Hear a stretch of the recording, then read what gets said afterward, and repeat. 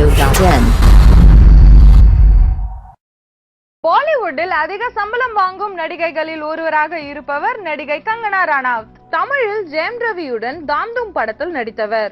எதையும் வெளிப்படையாக பேசும் தன்மை கொண்ட கங்கனா மிகுந்த கவலையுடன் ஒரு கருத்தை தெரிவித்துள்ளார். பார்பார் தேக்கோ படத்தில் என்னுடன் நடித்த கத்ரினா கைஃப் இடுப்பை பற்றி பலரும் பேசுகிறார்கள்.